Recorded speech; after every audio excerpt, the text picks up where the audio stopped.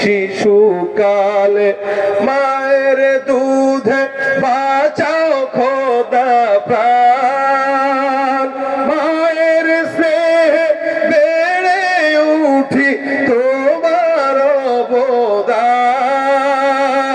বন্ধু হয়ে ভালোবাসা, বন্ধু হয়ে ভালোবাসা ছড়াও জগতময়।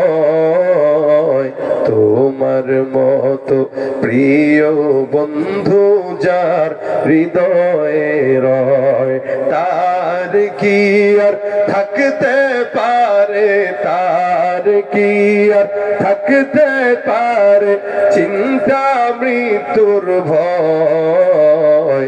তোমার মতো প্রিয় বন্ধু যার হৃদয়ে রয়। কে বন্ধু?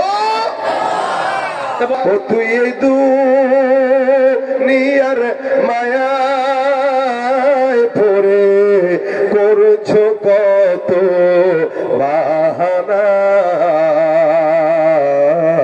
এই যে নয় তোরা আসল বাড়ি, কবর যে তোরা আসল ঠিকানা। পূর্বপুরুষ যারাই ছিল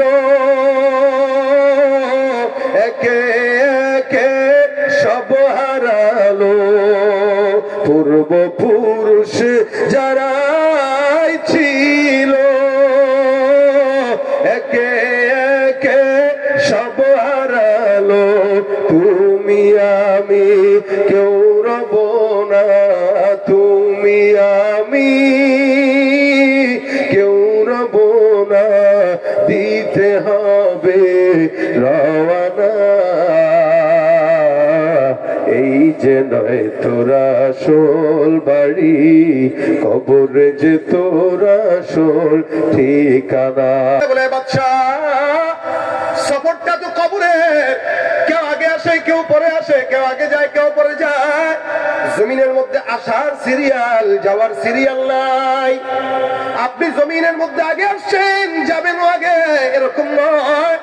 আগে আসছেন, আপনার বাচ্চা আগে পরে আসছে, এমনও তো হতে পারে আপনার সন্তান আপনার আগে চলে গেছে। তবে সফরটা কোন জায়গা? আর বলে কবরের সফর। বলেন তো কবরের সফরে যাওয়া লাগবে কি লাগবে না? আপনি যাবেন, আমি যাব, মনে হয় নেতায় যাবে না। এই দুনিয়াতে সব বিষয়ের উপরে মতানৈক্য, মৃত্যুর উপরে কোনো মতানৈক্য নাই। প্রত্যেকটা মানুষ মরণশীল, আল্লাহ পাক সবাইকে মরণ দেয়।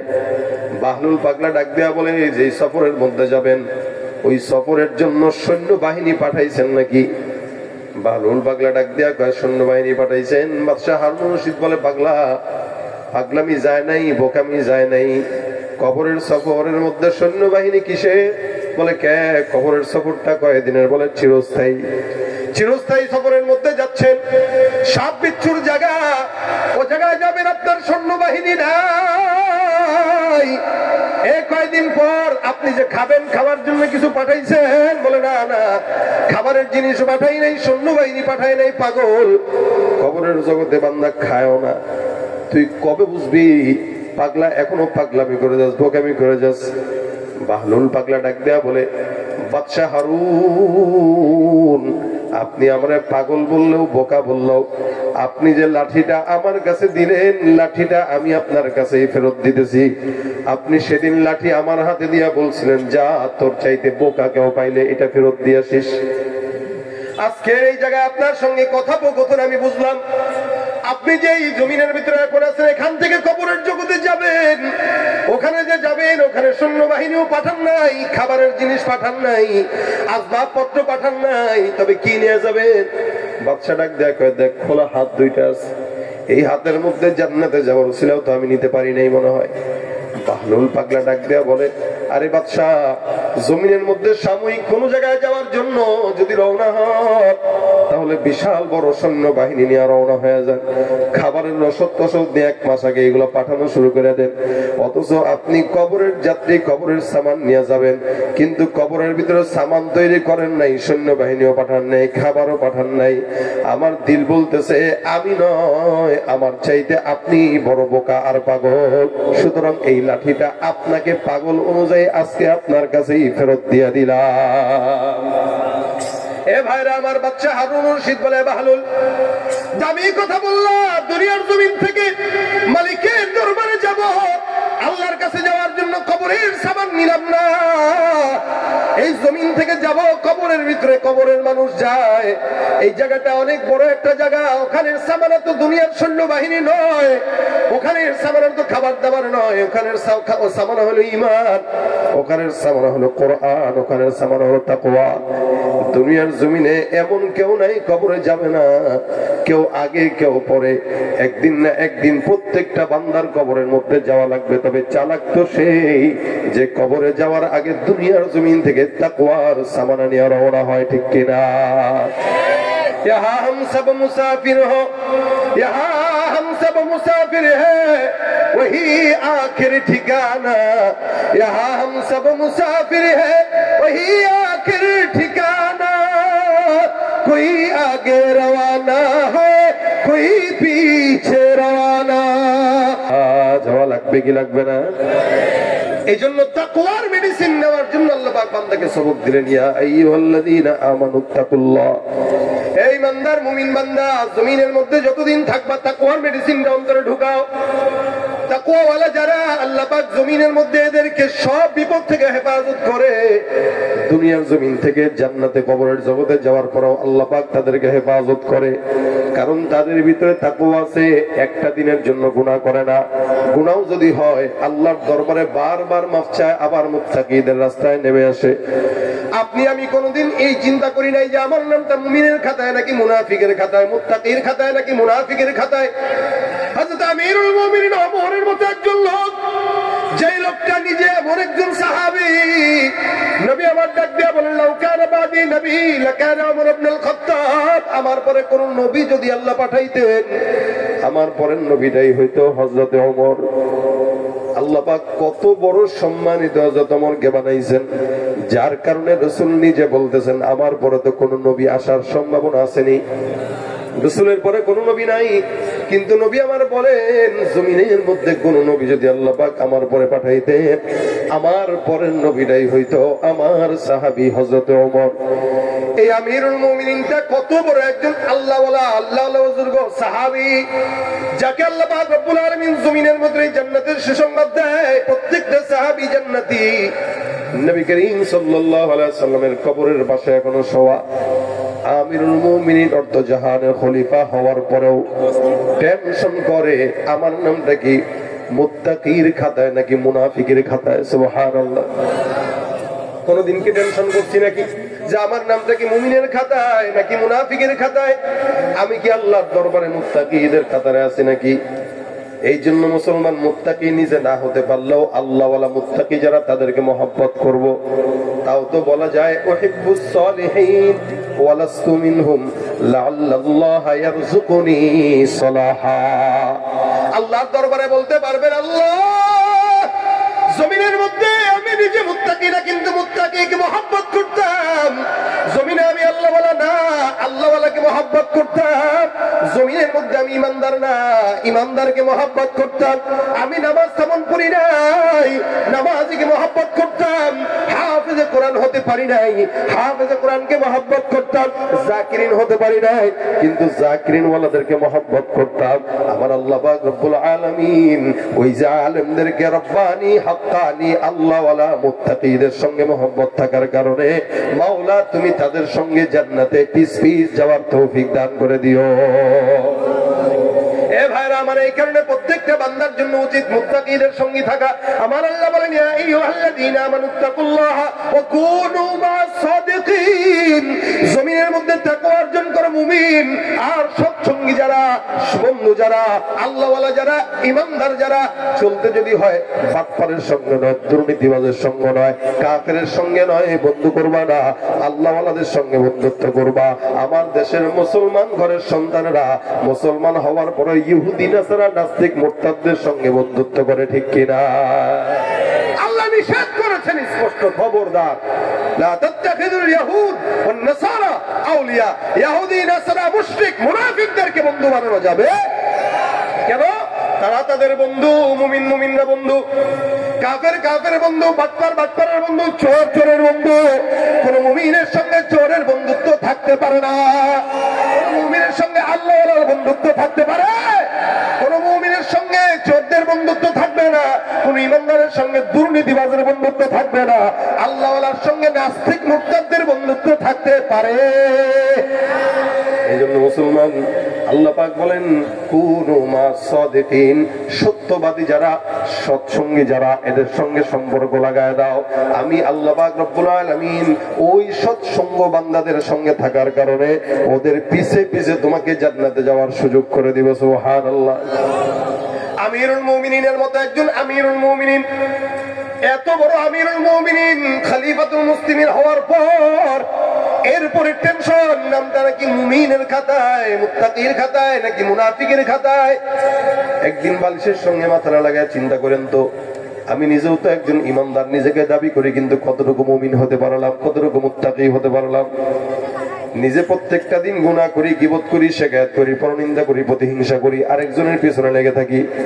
একসঙ্গে বসলে গীবতের অভাব নাই, শিকায়াতের অভাব নাই, পরশ্রীকাতিরতা, হিংসা, এমন কোন অন্যায় নাই যেগুলো আমাদের মধ্যে নাই, ঠিক কিনা জোরে কর? মুসলমান দাবি করে গুনাহ করে, মুসলমান দাবি করে সুন্নাত মানে না, মুসলমান দাবি করে নামাজ পড়ে না, মুসলমান দাবি করে রোজা রাখে না। আমার রব্বুল আলামিন ডাক দিয়ে বলেন ওয়ামিনান নাসি মান ইয়াকুলু আমান্না বিল্লাহ ওয়া বিল ইয়াউমিল আখির ওয়া মা হুম বিমুমিনিন। যারা নিজেরা মুমিন দাবি করে, আমি আল্লাহ বললাম এরা মুমিন নয়, এরা হলো ভণ্ড। মুসলমান আমিরুল মুমিন ডাক দেয়া কয়, আমার নামটা কি মুমিনের খাতায়, মুত্তাকির খাতায়, নাকি আল্লাহওয়ালার খাতায়, নাকি কাফের আর মুনাফিকের খাতায়? টেনশন। পয়গম্বরের একজন সাহাবী ছিল হুযায়ফা ইবনুল ইয়ামান।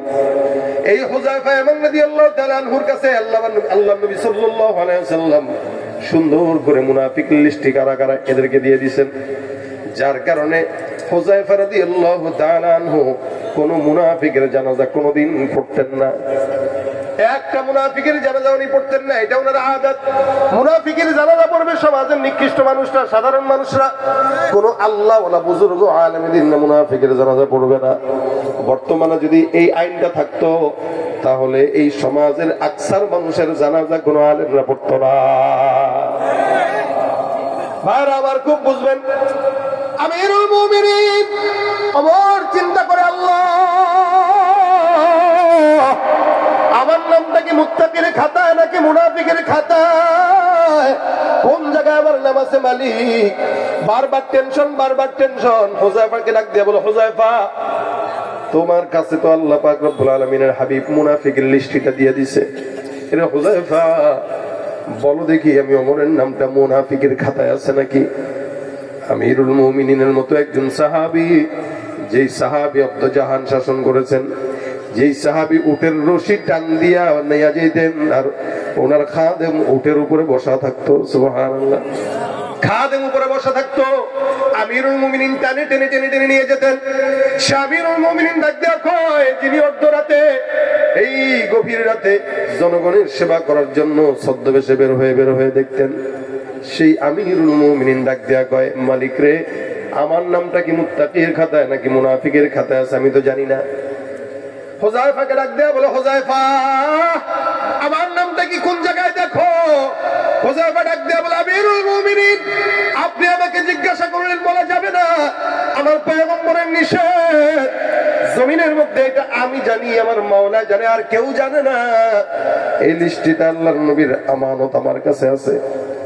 আমিরুল মুমিনিন হিসাবে এটা জানার জন্য জোর জবরদস্তি করা, এটা ওমর রাদিয়াল্লাহু তাআলা চাইলে পারতেন, কিন্তু হযরত ওমর করেন নাই। ডাক দেয়া কয় ভাই বলবা না, কয় রাসূলের নিষেধ আছে। আমিরুল মুমিনিন বাসায় যায়, যে পেরেশানিতে ঘুম আসে না, বারবার টেনশন করে, আর টেনশন মাথার মধ্যে, বালিশের নিচে, বালিশের উপরে মাথা দিয়ে ভাবে আর করে, আল্লাহ 3 দিন হয়ে গেল, 3টা রাত পার হয়ে গেল, আমার পেরেশানিতে ঘুম আসে না। আমার নামটা কি যদি মুনাফিকের খাতায় থাকে, আমি ওমরের জাহান্নাম ছাড়া উপায় নাই। আবার আমার নামটা যদি মুত্তাকির খাতায় থাকে, আমার কোনো খুশির খবর নাই। আল্লাহ পাক রব্বুল আলামিন আমার নামটা কোন জায়গায় দিয়েছে, এটা মালিক ছাড়া, হুযায়ফা ছাড়া কেউ জানে না। আমিরুল মুমিনিন কখনো কখনো বলতেন, এর জান্নাতে যদি যাওয়া লাগে আমি ওমর যাব, আবার যদি জাহান্নামে কেউ পড়া লাগে আমি ওমরই জাহান্নামে যাব। দেখেন ইমানের কত বড় পাওয়ার। এত নেক করতো, নিজের প্রতি এত কনফিডেন্স ছিল যে বলতো জান্নাতে যদি দেওয়া লাগে আমাকেই দেওয়া লাগবে, আবার গুনাহের কারণে জাহান্নামে যদি যাওয়া লাগে আমি ওমরই জাহান্নামে যাব। না গুনাহ না নেককার, যার কারণে আল্লাহওয়ালা এই সমস্ত সাহাবায়ে কেরামরা জান্নাতের গ্যারান্টি পেয়ে গেছে। সুবহানাল্লাহ। 2-3 দিন ঘরে পার হয়ে গেল, খাবার নাই, ঘুম নাই, টেনশন। হঠাৎ করে একদিন গভীর রাতে হুযায়ফার বাসার সামনে যায় দরজার ভিতরে ঢোকা দেয়, আর ডাক দিয়ে বলে, হুযায়ফা আমি আমিরুল মুমিনিন, দরজাটা খুলো। হুযায়ফা ডাক দিয়ে বলে, আল্লাহ কি ব্যাপার আপনার বুঝলাম না। আল্লাহু আকবার, আপনি আমিরুল মুমিনিন আমার ঘরের সামনে হাজির হয়ে গেছেন। একটা বারের জন্য আমাকে যদি আপনি আদেশ করতেন আমি আপনার সামনে চলে যেতাম। এমন কি কাজ যেই কাজের জন্য আপনি আমার ঘরের সামনে দরজায় হাজির হয়ে গেলেন? হে আমিরুল মুমিনিন, আপনি আমাকে একবারের জন্য বলেন নাই।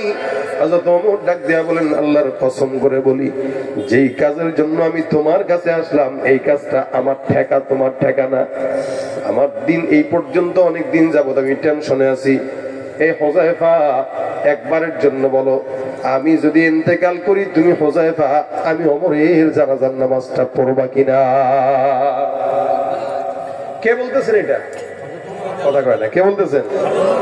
আমিরুল মুমিনিনের মতো লোক বলতেছেন হুযায়ফাকে, হুযায়ফা আমি ওমর যদি ইন্তেকাল করি আমার জানাজার নামাজ পড়বা নাকি বিদায় দিয়া দিবা?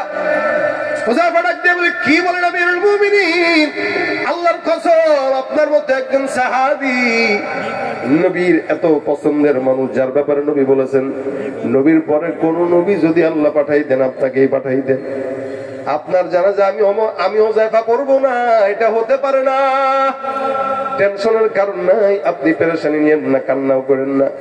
আমি হুযায়ফা আপনার সামনে হাতে হাত রেখে কথা দিলাম, আমি হুযায়ফা আপনার জানাজা অবশ্যই অবশ্যই আমি হুযায়ফা পড়বো ইনশাআল্লাহ। আমিরুল মুমিনিন এবারে হেসে দিয়ে বলতেছে, আলহামদুলিল্লাহ আমার জবাব মিলে গেছে।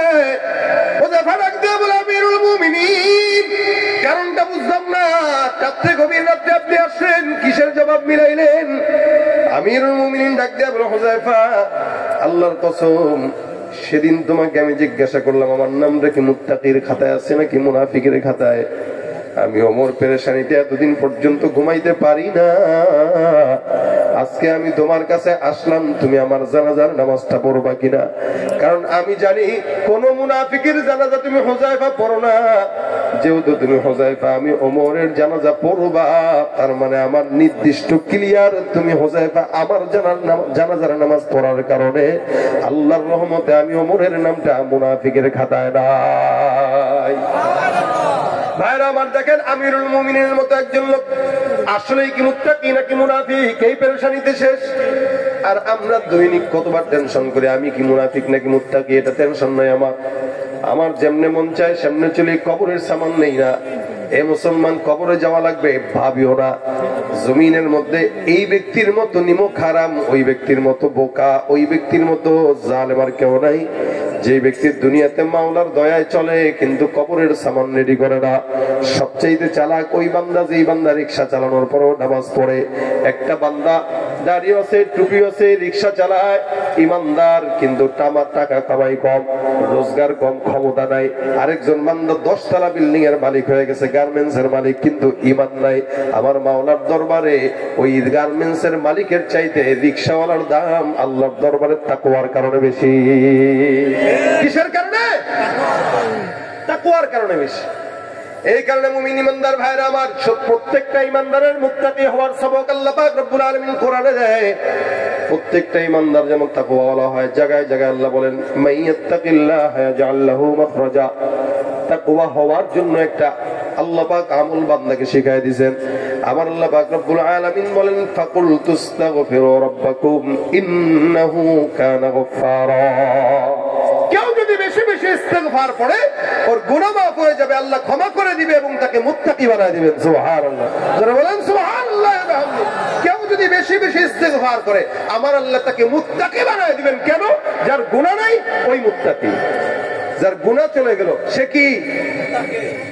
হাসান আল বসরি রাহমাতুল্লাহ আলাইহি বলেন, উনি একবার কোন একটা মজলিসের ভিতরে বসা, হঠাৎ করে একজন ইমানদার আসলো। ইস্তিগফারের আমল অনেক বড় গুরুত্বপূর্ণ আমল, মুত্তাকি হওয়ার জন্য যেটা দরকার। আমার আল্লাহ জায়গায় জায়গায় বান্দাকে বলেন ইস্তাগফিরু রাব্বাকুম, ইস্তিগফার করো তোমরা তোমাদের রবের কাছে। হে মুসলমান, জায়গায় জায়গায় আল্লাহ পাক বান্দাকে ইস্তিগফারের কথা বললেন শুধুমাত্র গুনাহ মাফের জন্য। আমার আল্লাহ পাক রব্বুল আলামিন বলেন ফাকুল তুস্তাগফিরু রাব্বাকুম ইন্নাহু কানা গফফারা। হাসান বসরি বসে আছেন মজলিসের মধ্যে, হঠাৎ করে একজন বান্দা ভিতরে ঢুকলো। ঢোকার পরে ডাক দেয়, হুজুর অন্যায় হয়ে গেছে, অনেক গুনাহ হয়ে গেছে, অনেক একটা আমল শিখায় দেন। হাসান বসরি ডাক দেয়, যাও বেশি বেশি ইস্তিগফার করো। আরেকজন বান্দা কিছুক্ষণ পরে ঢুকে, সেও ডাক দেয়, হুজুর আমার গ্রামে বৃষ্টি নাই, বৃষ্টি আসমান থেকে যেন আল্লাহ পাক ফয়সালা করে দেয়। হাসান আল বসরি রাহমাতুল্লাহ আলাইহি ডাক দেয়, যাও তুমি ইস্তিগফার করো। প্রথম জন আসছে গুনাহ মাফের জন্য, তারে কোন আমল দিল? ইস্তিগফার। দ্বিতীয় জন আসছে বৃষ্টি নাই, বৃষ্টি হওয়ার জন্য, তারাও কোন আমল দিল? ইস্তিগফার।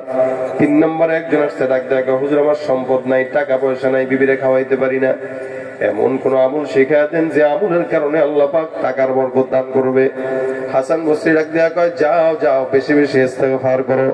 3 নম্বর কেউ কি বললেন? ইস্তিগফার। 4 নম্বর আরেকজন ঢুকে কয়, হুজুর আমি বিয়ে করলাম 10 বছর হয়ে গেল, সন্তান নাই, দয়া করে এমন একটা আমল শিখায় দেন যে আমলের কারণে আল্লাহ পাক সন্তান দান করবেন। হাসান বসরি কয়, যাও যাও বেশি বেশি মাওলার দরবারে ইস্তিগফার করো। সুবহানাল্লাহ। আমাদের দেশে তো সন্তান যদি না হয় সোজা চলে যায় খাজা বাবার দরবারে, মাজারের মধ্যে যায়। মনে রাখবেন, মাজারে বাবার কাছে যদি কেউ চায়, সন্তান চায়, যেটাই চাক না কেন, ইমান আছে না গেছে? আমার কাছে পর্দা না করলেও কি, নামাজ না পড়লেও কি, ইমান ঠিক আছে? তোর তুই ইমানই নাই, ঠিক থাকবে কোন জায়গায়?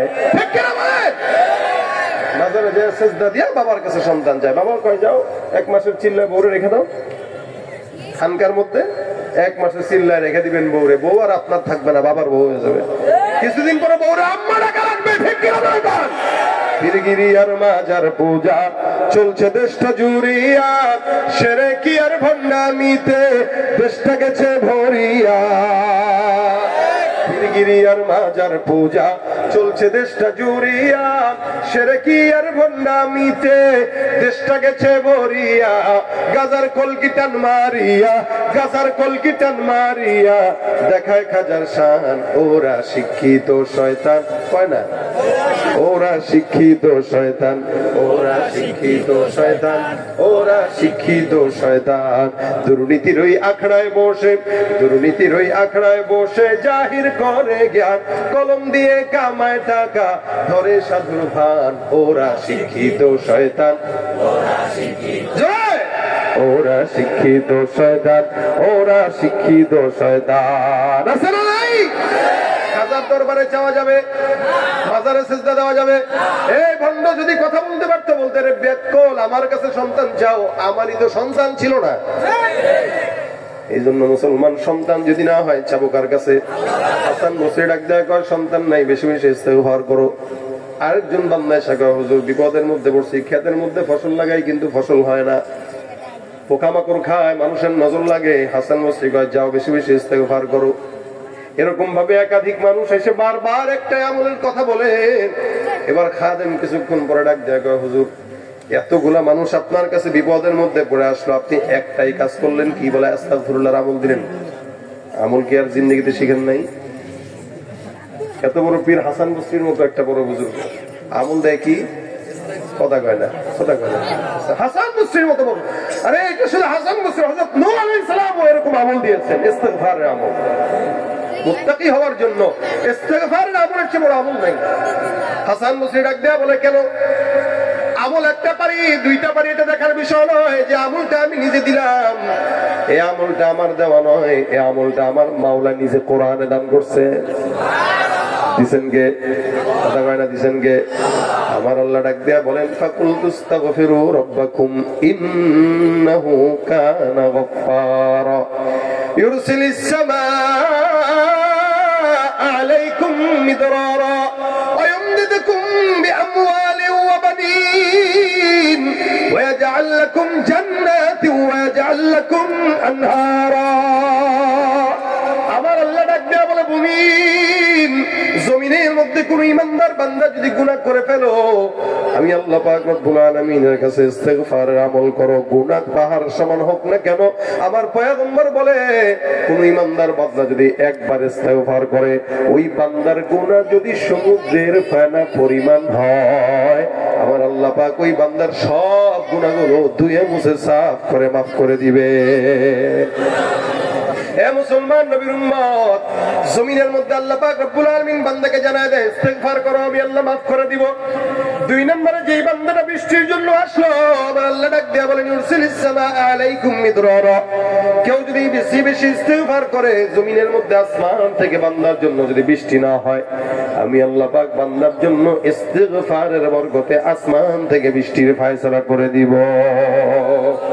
তিন নম্বরে যেই বান্দাটা আমার কাছে সম্পদের জন্য আসলো, আমার আল্লাহ বলেন, ওয়ায়ুমদিদুকুম বিআমওয়াল ওয়া বানিন। কারো যদি সন্তান না থাকে, সম্পদ না থাকে, টাকা পয়সা নাই, ব্যবসায় বরকত নাই, আমার আল্লাহ বলে, বান্দা তুমি সম্পদের পাওয়ার জন্য বেশি বেশি ইস্তিগফার করো। সম্পদ আমি আল্লাহ এমন জায়গা থেকে দেব, বান্দা তুমি কল্পনাও করতে পারবা না। সুবহানাল্লাহ। আচ্ছা, বড় লোক হওয়ার চিন্তা আসেনি আপনাদের? সবার আশা আছে না? প্রত্যেকটা মানুষ চায় বড় লোক হইতে দুনিয়ায়, প্রত্যেকটা মানুষ। কিন্তু ভাও বুঝে না, ভিন্ন রাস্তায় চেষ্টা করে, সঠিক রাস্তায় চিন্তা করে না।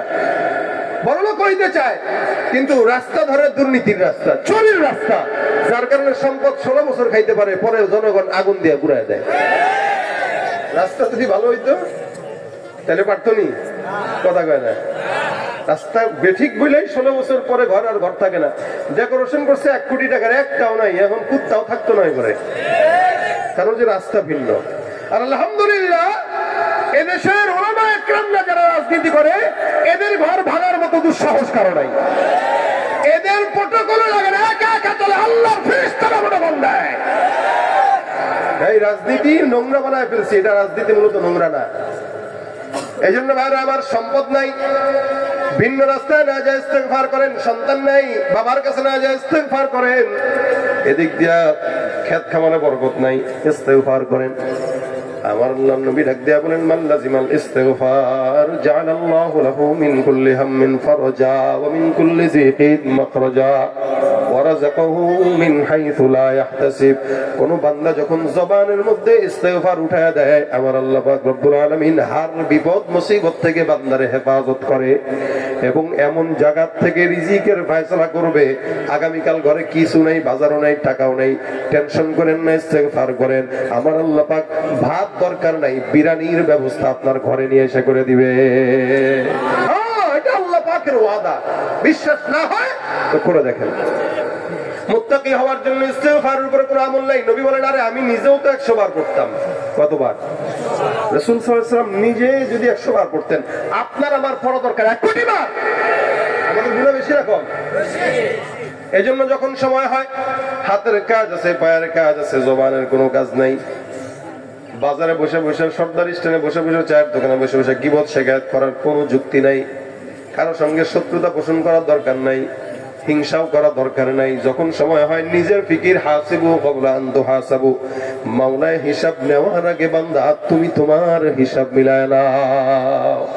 আরেকজনের হিসাব মিলানোর দরকারটা কি? আপনার কে কি করলো চিন্তা না করে নিজের হিসাব নিজে মিলায়া, হুন্ডা চালাইতেছি আস্তাগফিরুল্লাহ, রিকশা চালাইতেছি আস্তাগফিরুল্লাহ, কয় না রে, কয় না? বলেন, বলেন। আস্তাগফিরুল্লাহ আস্তাগফিরুল্লাহ, যখন সময় হয় আস্তাগফিরুল্লাহ, হাঁটতেছেন আস্তাগফিরুল্লাহ, ঘুমার সময় আস্তাগফিরুল্লাহ। ইনশাআল্লাহ মুত্তাকি হয়ে তারপরে কবরে যাবে। কারা কারা বলবেন হাতটা তুলে দেখান তো ইনশাআল্লাহ। আল্লাহ আপনি আমাদের জন্য সহজ করেন। নিয়ত কি মুখে করছেন না অন্তরে? আচ্ছা, মুখে তো নিয়ত করছেন অন্তর থেকে নাকি? এখন এরপরেও যদি রাসূল সাল্লাল্লাহু আলাইহি ওয়াসাল্লাম বলেন এই যে নিয়তটা আপনারা করলেন, এই যে নিয়তটা করলেন, কিন্তু আমল যদি করতে নাও পারেন, এরপরেও আমল নামায় পূর্ণ নেকি লেখা হয়ে গেছে। জোরে কোন সুবহানাল্লাহ, আরো জোরে বলেন সুবহানাল্লাহ। নিয়ত করলেই কি কথা কয় না? নিয়ত করলেই কি? নিয়তেই বলতেন ভাই হাত উঠান, হাত উঠান, সর মনে যাবেন কারা কারা হাত উঠান কইলাম আর কি, যাবেন কারা কারা হাত উঠান তো। এই যে নিয়ত করছেন না, আলহামদুলিল্লাহ। যদি অসুস্থতা চলে আসে তাও সব পেয়ে যাবেন। ভাই তাবলীগে কারা কারা যাবো, ইজতেমায় কারা কারা যাবো, বাস এই যে নিয়ত করছেন হাত নামান। এরকম ভাবে নিয়ত যদি করেন, নেকের নিয়ত করবেন, তো সাথে সাথে একটা নেকি পূর্ণ আমলনামায় লেখা হয়ে যাবে। আর গুনাহের নিয়ত করবেন, গুনাহ লেখা হবে না করার আগ পর্যন্ত, করলে তারপরে লেখা হবে। তবু আল্লাহর ফেরেশতারা একটা সময় আপনাকে সুযোগ দিবে, যদি তওবা করেন ইনশাআল্লাহ গুনাহ লিখবে না, আর যদি তওবা না করেন তখন গুনাহ লিখবে। কিন্তু গুনাহর জন্য একটাই গুনাহ, আর নেকের জন্য একটা নেকি লিখবে না, বরং একটা নেকের কাজের জন্য 10 গুণ থেকে 700 গুণ পর্যন্ত সওয়াব বাড়ায় লিখবে। আমার আল্লাহ পাক কত দয়ালু আল্লাহ, বান্দার বন্ধু আল্লাহ। এই জমিনের মধ্যে আপনার আমার মতো সবচাইতে কাছের বন্ধু আল্লাহ ছাড়া আর কেউ নাই, ঠিক কিনা বলেন? আজকে এই যে এখন আরেকজন আসবেন, তারপরে আরেকজন আসবেন, মাশাআল্লাহ দিলে আশরাফ আলী ফারুকী সাহেব চলে আসছেন, উনি আলোচনা করবেন, তারপরে বন্ধু বরাজল করে আব্দুল সাহেব আসবে, উনিও করবেন। সবকিছু করার পরে অন্যদের আলোচনার থেকে যেকোনো একটা জিনিস নেবেন, আর আমার এই আলোচনার খোলাসা ইস্তেগফারের আমল বাসা পর্যন্ত করবেন ইনশাআল্লাহ। নিয়ত আছে তো? 10 জন যদি ইস্তেগফার আগামীকাল থেকে পড়ে, প্রত্যেকদিন কমসে কম 100 বার পড়লে, 5 ওয়াক্ত নামাজের পরে 20 বার করে পড়লে দেখবেন সহজ হয়ে যায় ইনশাআল্লাহ। আল্লাহ তওবার মৃত্যু দিবে এবং মুত্তাকি বানায়